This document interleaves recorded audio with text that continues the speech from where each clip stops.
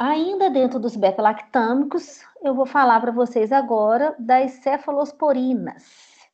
Então, também dentro daquela linha, em relação à farmacocinética, nós temos as cefalosporinas de primeira geração. Aqui eu coloquei as venosas e aqui as de uso oral. Então, cefalotina, cefazolina, cefalexina, cefadroxila, as principais, tá? Nós temos outras, mas aqui eu optei por colocar aquelas que são mais usadas. As cefalosporinas de primeira geração, elas se distribuem de forma bastante eficaz pelas maiorias dos fluidos, como vocês podem ver aqui. Porém, elas não têm uma penetração adequada em líquor. Então, o principal que eu gostaria de frisar é isso. E outra característica importante que vocês devem lembrar em relação às cefalosporinas de primeira geração é que elas não penetram em orelha média, em ouvido. Não são adequadas para tratamento de otite. E o motivo dela não ser adequada são dois. Primeiro, que ela não penetra bem em ouvido, e segundo, que ela não pega muitas bactérias que são também responsáveis pelas infecções do ouvido, né? Como hemófilos, vocês vão ver mais para frente, nem hemófilos nem moraxella. Em relação às cefalosporinas de segunda geração, elas se distribuem bem também, mas também não penetram em sistema nervoso central, tá? Existe alguma diferença em relação à absorção com alimento, mas na prática, isso aqui não faz muita diferença na nossa prática clínica, não. Vamos passar agora para a cefalosporina de terceira geração. Em relação à cefalosporina de terceira geração, o que é importante vocês saberem? As principais, cefotaxima, ceftriaxone e ceftazidima. A penetração é parecida, existe alguma diferença. A cefotaxima, ela penetra melhor ainda do que o ceftriaxone em abscessos cerebrais. Ambas penetram bem em meninges inflamadas. A ceftazidima, ela tem uma penetração um pouquinho menor do que a cefotaxima e ceftriaxone em sistema nervoso central. A principal diferença é essa. E em relação às cefalosporinas de quarta geração, elas se distribuem bem e também apresentam uma boa penetração em meninges. Em relação à eliminação, elas são, em geral, eliminadas por filtração glomerular e secreção tubular, e elas devem ser ajustadas na insuficiência renal moderada grave. Lembrando que a ceftriaxona, ela tem uma diferença em relação às outras, porque ela tem excreção dupla pelos rins e pela via biliar, e ela deve ser ajustada na vigência de insuficiência hepática e ou renal. Em relação a... isso é o principal.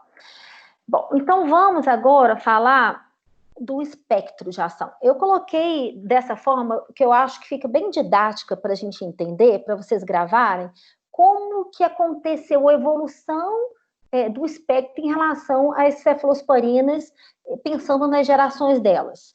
Então, as cefalosporinas de primeira geração, elas têm uma ação boa para os gram-positivos. Eu coloquei aqui os principais streptococcus e staphylococcus aureus, os streptococcus de modo geral, mas para os bacilos gram-negativos, entéricos, elas já são limitadas. A atuação dela é limitada. Ela pode agir para o anaeróbio de boca e, então, quando a gente vai para a cefalosporina de segunda geração, a gente já tem um ganho maior para os gram-negativos, não os entéricos, tá? Mas para o Haemophilus influenza e para a Moraxella catarrhalis. Para os bacilos gram-negativos, melhora um pouquinho os entéricos, mas também não são as melhores opções para tratar bacilo gram-negativo entérico. Agora, obviamente que depende de que tipo de bacilo gram-negativo entérico e qual que é o local. Porque a gente sabe, por exemplo, que Escherichia coli, que não está aqui, ela pode ser sensível à cefalotina. Tanto é que a gente usa muitas vezes para tratar infecção trato urinário a cefalexina. Porém, existe uma taxa de resistência que é variável de lugar para lugar, mas ela vai girar aí a suscetibilidade da Escherichia coli à cefalosporina de primeira geração a suscetibilidade, ou seja, quando ela pode ser usada em torno de 80% até 90%, dependendo do estudo. Em relação à segunda geração, elas são boas para hemófilos influenza, então elas pegam as mesmas bactérias gram-positivas, melhora, acrescenta, por isso o maisinho aqui para hemófilos influenza Moraxella catarrhalis, lembrando que nem primeira geração e nem segunda geração, nenhuma delas são ativas contra as pseudomonas. Assim como todas aquelas penicilinas que eu falei para vocês, não são ativas contra pseudomonas, exceto pipetazo, que é considerado penicilina anti-pseudomonas, ou as carbenicilinas. Todas as outras não são seguras para tratar o pseudomonas aeruginosa. Temos também, dentro da segunda geração, a cefoxitina, que é considerada, ela entra dentro das cefalosporinas, embora elas sejam estruturalmente um pouquinho diferentes. Alguns locais colocam ela como cefamicinas. O que ela tem de diferente em relação às suas colegas aqui de cefalosporina de segunda geração? É que elas têm atividade contra os anaeróbios do grupo Bacteroides fragilis, o que a gente não observa com as outras. Aqui eu trouxe para vocês também uma aplicação prática, uma hemocultura, mostrando uma Klebsiella pneumoniae multissensível. Então, veja bem, olha, para a Klebsiella pneumoniae, mesmo ela sendo multissensível, percebam que não tem nenhuma cefalosporina de primeira geração foi testada nesse antibiograma. Porque, em geral, quando a resistência é muito alta, eles nem testam. Então, vejo para a Klebsiella, eles testaram para aminoglicoside, para cefalosporina de quarta geração, para cefalosporina de terceira geração, para ciprofloxacin, para o carbapenem e para o pipetazo. E, felizmente, felizmente para o paciente, logicamente, não para a bactéria, para essa Klebsiella, era uma Klebsiella multissensível. E em relação às cefalosporinas de terceira geração, em relação ao espectro, bom, nós melhoramos para os gram-positivos, então para o Strep pneumoniae, algumas espécies de Strep pneumoniae resistentes à penicilina vão ser sensíveis ao ceftriaxone, para os trepiógenas, para o hemófilos influenza, elas são interessantes, para Moraxella catarrhalis, Neisseria, gonorreia, Neisseria meningitis e treponema, ela pode atuar, mas ela nunca vai ser a primeira escolha para o tratamento da sífilis. Para as enterobactérias, foi um grande ganho, porque elas são muito mais ativas. Então, Escherichia coli, Morganella, Klebsiella, o fusobactério, Clostridio, os bacteriósios malinogênicos, porém, como as outras cefalosporinas, elas não têm ação contra o enterococcus, nem contra o Bacteroides fragilis, nem contra Listeria. E elas têm uma ação baixa sobre Staphylococcus. Eu queria que vocês prestassem atenção nisso, porque quando a suspeita maior é de uma infecção estafilocócica, não é interessante utilizar a cefalosporina de terceira geração sozinha, não é confiável. E em relação às outras, o que o ceftazidime traz de diferente? É o espectro para o Pseudomonas aeruginosa, que a cefotaxina e ceftriaxona não atuam sobre Pseudomonas aeruginosa, ok? Indo agora, então, para a de quarta geração, nós mantemos para os streptococcus, pneumoniae, streptococcus A e B, e o grande ganho em relação aos gram-positivos é porque ela volta a ter ação contra os estafilococos sensíveis à oxacilina. Lembrando que os estafilococos meticilina resistentes, eles também vão ser resistentes ao cefepime.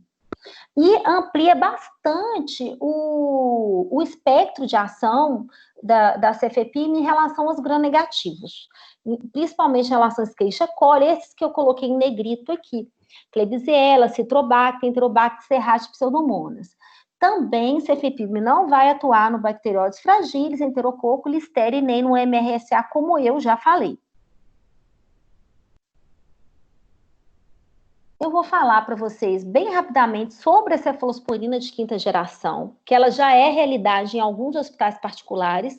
Para a gente, ela não é realidade, o custo dela é muito alto. O que existe disponível, eu me informei, por exemplo, no Mater Dei com a doutora Daniela Caldas, que lá eles têm a ceftarolina, e ela é considerada a cefalosporina anti-MRSA. Então, o grande ganho da ceftarolina é o espectro de ação contra o MRSA. Então, ela vai atuar também contra esse MRSA, sensível e resistente à oxa, e com resistência intermediária à vancomicina também. E também pode atuar sobre os enterococos sensíveis e os enterococos resistentes à vancomicina. Aqui eu trouxe também para vocês, do UpToDate, os pontos de corte para considerar se esse Streptococcus pneumoniae ele é suscetível, intermediário ou resistente à cefalosporina. Não tem jeito a gente saber se não tiver a hemocultura com antibiograma. Trago também dados do Cireva para vocês em relação à resistência do Strep pneumoniae à ceftriaxone para amostras de meningite.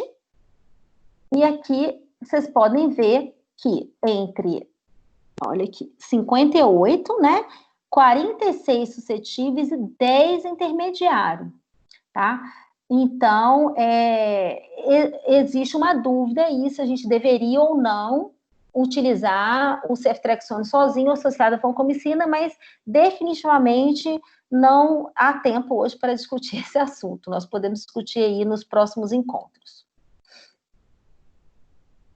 Em relação à infecção fora do sistema nervoso central, a gente observa aqui que não tem resistência e temos aí intermediário. Então, entre 90, mostra, eu estou colocando aqui os menores de 5 anos porque, puxando sardinha para a população que eu mais atuo, né? Mas, logicamente, que a gente tem aí os adolescentes, né? E tem os adultos. O Cireva, ele, se eu não me engano, ele está na pasta do Drive, onde tem todas as bibliografias desse curso de antibióticos. Se não estiver lá, vocês me lembrem que eu vou colocar. E a resistência bacteriana das bactérias? Existe a resistência bacteriana por mudança de proteína, conforme eu acabei de mostrar, que é o que ocorre com o Strep pneumoniae, mas tem principalmente dos gram-negativos.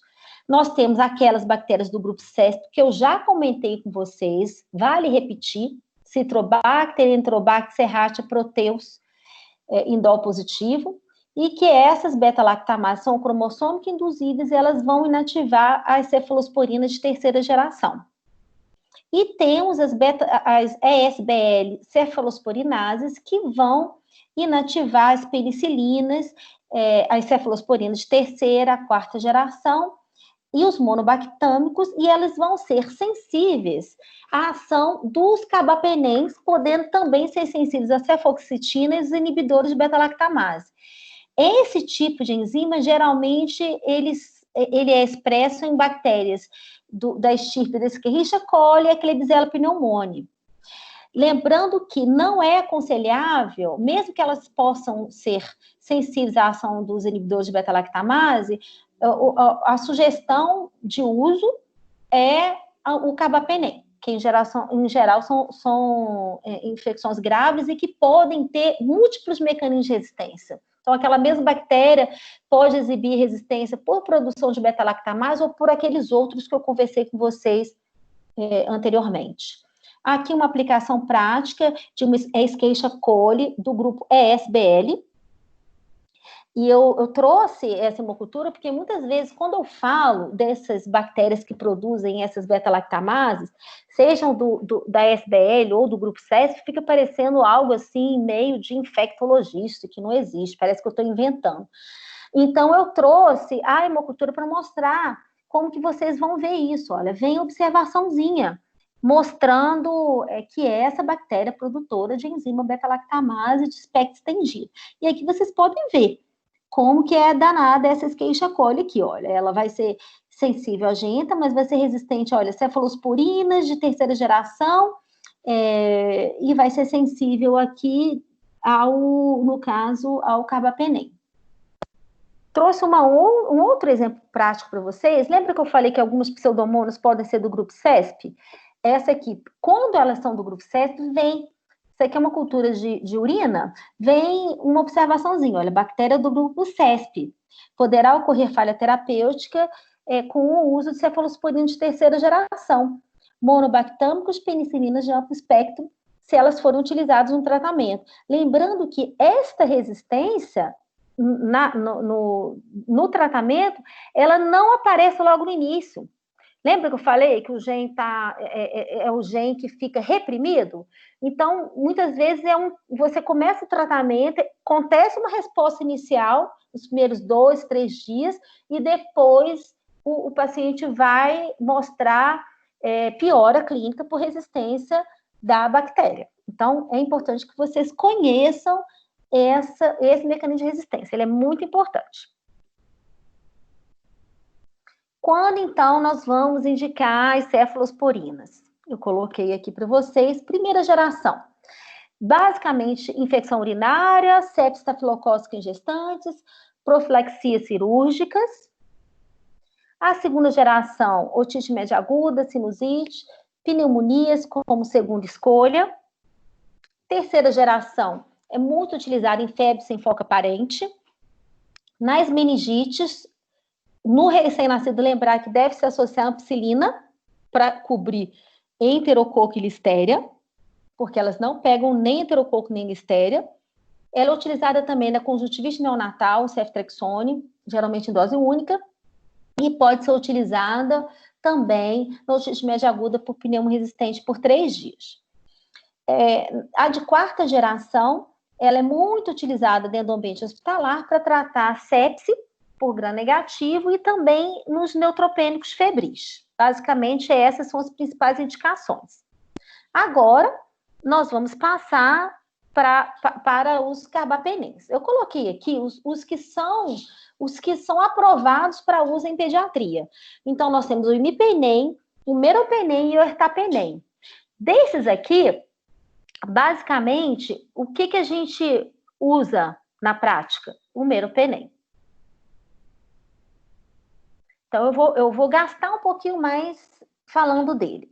O meropenem, ele se distribui bem pelos líquidos e tecidos orgânicos e atinge concentração no sistema nervoso central, estando as meninges inflamadas, em torno de 8% da concentração plasmática.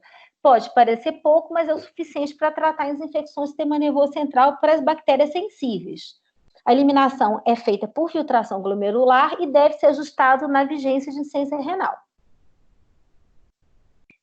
O ertapenem, eu resolvi falar um pouquinho dele, porque eventualmente pode ser que vocês trabalhem em algum hospital que use.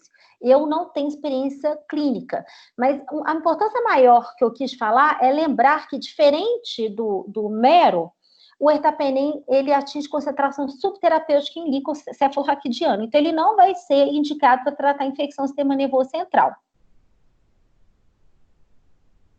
Em relação ao espectro, a potência para as enterobactérias aumenta ainda mais em relação às cefalosporinas de quarta geração.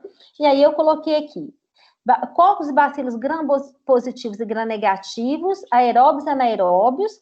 Ela vai atuar bem contra os estreptococos, pneumococos, estafilococos oxacilina sensíveis, hemófilos, gonococo, meningococo, Escherichia coli, Klebsiella, Proteus, Morganella, Salmonella, Shigella, Pseudomonas aeruginosa e Acinetobacter baumannii. Obviamente que a gente vai ter alguns Acinetobacter baumannii que podem ser resistentes, mas é uma das melhores opções para o Acinetobacter baumannii. Bacterióides fragiles é um ganho muito grande que a gente tem com os carbapenens, é porque eles vão atuar no bacterióides fragiles e também nos enterococos, exceto no enterococcus faecium ou nos enterococcus faecalis resistente à ampicilina. Para esses enterococos, a gente vai lançar a mão dos glicopeptídeos. Não tem ação contra as Stenotrophomonas maltophilia, nem flavobactério. E outra diferença importante entre o meropenem e o ertapenem é que o ertapenem, ele é ruim para Pseudomonas aeruginosa. E a resistência bacteriana, então? A resistência bacteriana dos carbapenem, em relação aos gram-positivos, a gente tem a resistência inerente, que é essa que está aqui embaixo, do MRSA, e também do Enterococcus faecium, e ela acontece por alteração da PBP. Mas nós temos a resistência que é menos previsível, que são essas que eu coloquei aqui dos gram-negativos. Então, a Pseudomonas aeruginosa por perda de purina, bombas de efluxo, que a gente vê nos gram-negativos, e por inativação enzimática. Nós temos as metalobeta-lactamases. Então, dentro desse grupo, nós temos enterobactérias, os gram-negativos não fermentadores, e aquelas KPC que eu comentei com vocês, a Klebsiella, produtora de carbapenemase, a famosa KPC. Quando que a gente vai usar, então? O meropenem, muitas vezes nós vamos utilizar, eu coloquei monoterapia, porque na maioria das vezes a gente vai usar monoterapia, mas depende. Tem hospital que tem prevalência alta de Staphylococcus aureus meticilina resistente, então nesses hospitais ele vai ser utilizado muitas vezes associado à vancomicina. No nosso hospital a gente utiliza bastante ele como monoterapia para infecções respiratórias, urinárias e intraabdominais. O ertapenem, de acordo com as referências que eu consultei, ele estaria indicado para infecções complicadas em pele, tecidos moles intraabdominais, trato urinário, pélvicas, pneumonia adquirida na comunidade. Não acho que essa é a nossa... não se aplica para a gente isso, né? Felizmente. E ele não está recomendado para meningite. Para finalizar, de verdade, o último slide dessa aula, eu trouxe aqui um resuminho dos principais eventos adversos relacionados aos beta-lactâmicos. Esse quadro eu tirei, adaptado desse livro aqui, e em vermelhinho eu coloquei o que seria principal. Então, nas penicilinas, o principal seria o rasgo cutâneo. Você pode ter anafilaxia, Steven Johnson de forma mais rara, convulsão raro, diarreia raro, menos comum a flebite, citopenias raro. Aí a cefazolina, como representante da primeira geração, menos rasgo cutâneo, diarreia, flebite, aumento de creatinina e citopenia. O ceftriaxone, diarreia de diferente, a colelitias, a flebite, aumento de transaminases, cefepime, rash, encefalopatia, diarreia, flebite e alteração das transaminases. E, para finalizar, o meropenem, menos frequentemente, o rasgo cutâneo, convulsões e encefalopatia.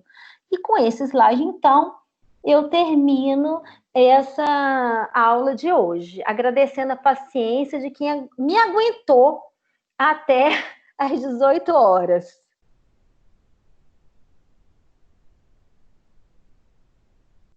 Vou parar de compartilhar minha tela aqui e abrir para as perguntas. Cadê? Aí, ó.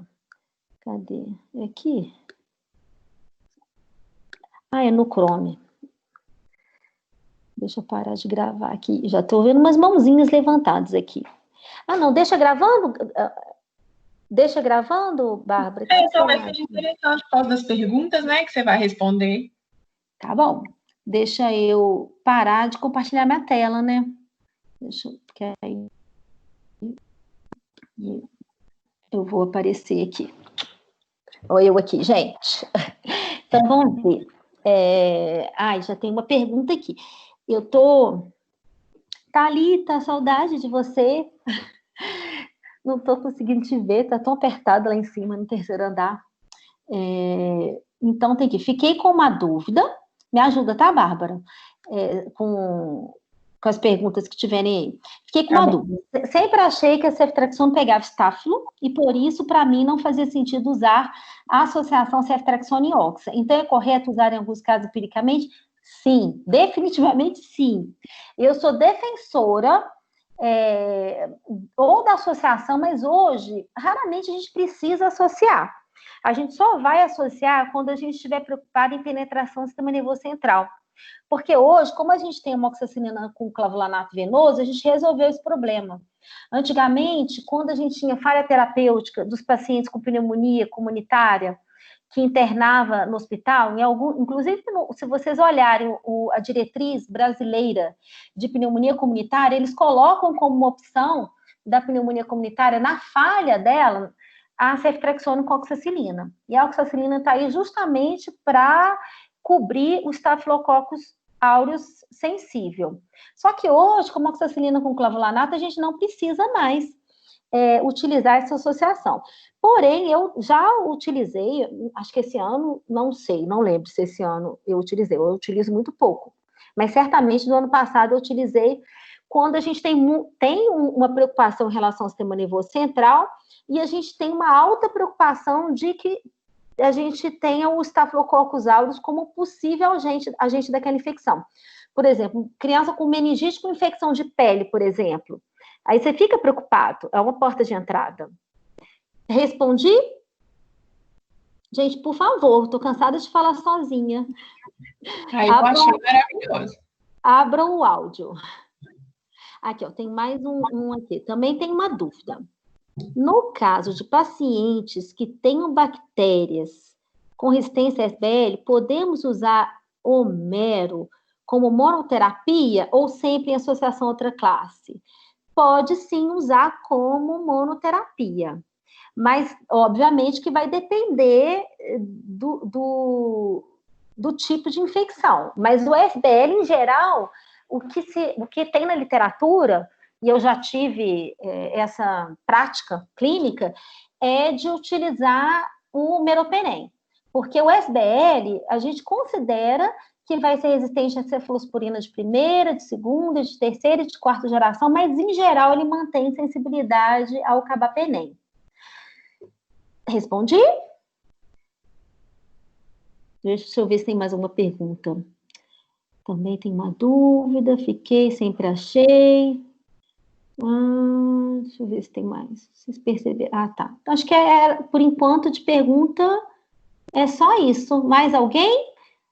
A Dani, não sei se a Dani está aí, quer complementar, quer falar alguma coisa? Thalita, as infectos que estão aí, fiquem à vontade para poder, sei que está tarde, são 18h09, está quase na hora do vinho, né, tomar um vinhozinho para dar uma relaxada, mas eu acho que ainda tem energia para finalizar. Então, gente, Bárbara? Ai, Erika, eu achei muito boa a aula. Foi excelente. Cansativo, tá né? falando? Desculpa. Oi? A Thalita tá falando? Não sei. Parece que alguém ia falar. Se quiser, a Thalita mesmo. Não, eu não ia falar não, mas já que você citou meu nome... Não, primeiro eu queria elogiar a aula, realmente foi, assim, muito boa, muito didática, slides maravilhosos, né, Érica? Você sempre se superando. E assim, achei ótimo, você já levantou algumas questões importantes, né, sobre o uso de antibiótico nos protocolos que a gente vai falar, de amigdalite e de otite. Queria só lembrar que aqueles dados do Cirevas que tem de não meningite, eles são basicamente pulmão, tá? Nós não temos dados ali de ouvido. Então, é difícil ali a gente poder fazer conclusões sobre o tipo de resistência que a gente tem, tanto do pneumo quanto do hemófilos, na hora da gente decidir o antibiótico empírico, né? Porque, aqueles dados, eles não demonstram ao ouvido médio. Mas, assim, fica aí realmente para a gente levantar essas dúvidas quando a gente for abordar melhor, né? Isso nos próximos clubes de revista, né? Excelente. Mas foi excelente, assim, adorei, muito didático. Que bom que ela ficou gravada, porque é o tipo de aula que a gente tem que revê-la várias vezes, né? Tem esqueminhas, esse último dos efeitos colaterais ficou maravilhoso, da toxicidade. É coisa para a gente sempre andar e consultar com mais frequência, né? Parabéns, querida. Obrigada.